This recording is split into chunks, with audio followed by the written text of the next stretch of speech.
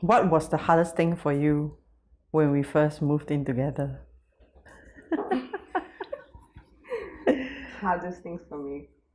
When I found out that you were OCD. Right. And because I'm so messy, so I think that kind of pisses you off that, like Yep. telling me, why you put this here, why you put this there. So I think that was a struggle for me. So I have to like be wary of what I do and where I put my things. Yeah. How about you? It was a lot of manners towards my parents, like how my girlfriend would actually treat my parents, talk to them, or even make the initiative to have a conversation with them. So I was glad that luckily you could. Okay. My turn. Okay. Can you remember a time when you thought I didn't love you? No. No? So confident. No, because okay, you see the thing, we express ourselves differently. You are more of a physical touch person, whereas I'm more of a words kind of person. Acts of service lah. Acts of service, okay. Yeah, so I don't, I only maybe at the point of time when we are quarreling so badly that maybe I feel like, hey, is she gonna like give up anytime soon? Yeah. Okay. What about you? A few times, I think, because I misunderstand you're not a physical. Yep. You're not touch. Your love sign is not touch. So you tend to be a little bit very Chinese in that sense. Yeah. You're like hands off. Let's not talk about emotions. And Yeah. so I think sometimes I interpret that as, oh, maybe she doesn't love me that much. So yeah, but then when you start doing things for me, I realized that your love language is acts of service. That you would wake up early in the morning and make me breakfast. Yeah, and send me to work sometimes and all that. Pick me Every up. day.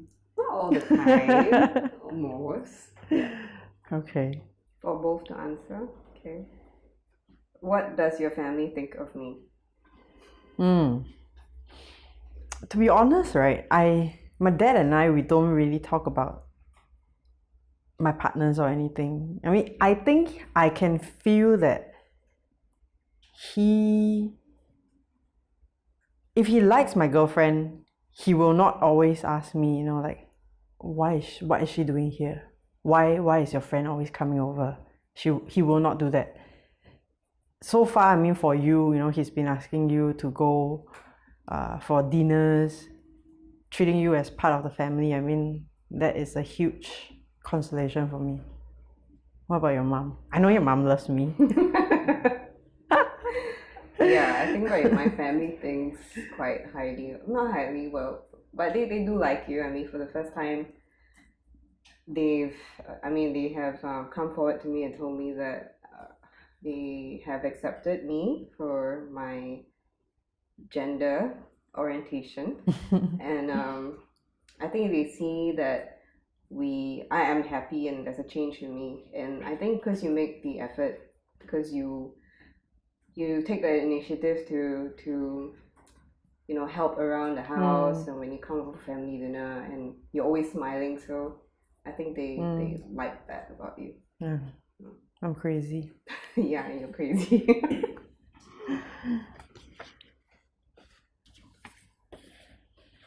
Why do you sign us up for SG Narratives? Sabo you. I thought it would be a good platform for us to actually show people in Singapore and also the LGBT community that we could be a normal couple. We're just like everyone else, really, and we want the same things. I think we want to be happy mainly. We want stability in our life. Eventually, to be able to own a house. Yeah. So I thought this would be a good chance for us to share. What is the one thing about our future that scares you? Oh, Hmm. one thing. Yeah. I think the fact that it's hard for us as a couple to even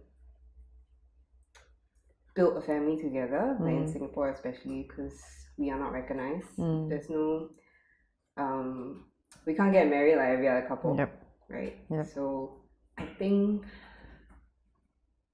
it will scare me if there's anything that in a situation that I have to make a decision for you, yeah, and that I cannot, yeah.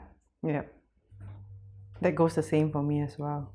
I don't know if, let's say 10 years down the road, 20 years down the road, what if one day you end up in the hospital?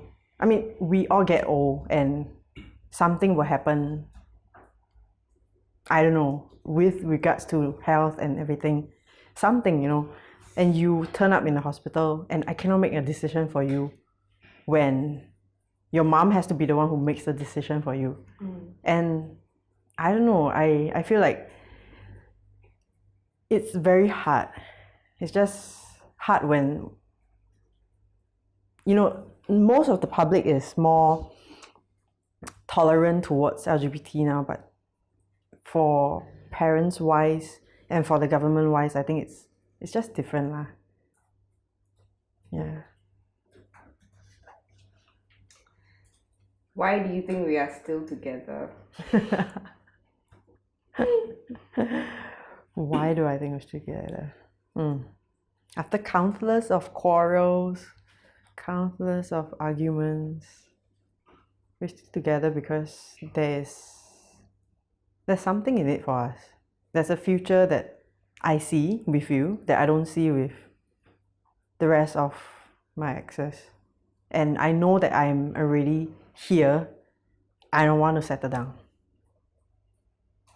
Yeah. Okay. So, what do you think about the questions asked today? I think the questions asked today were quite, they were funny for some because we kept laughing at them.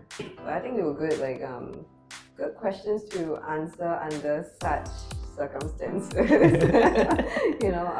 We could be honest with each other and also speak our mind as well.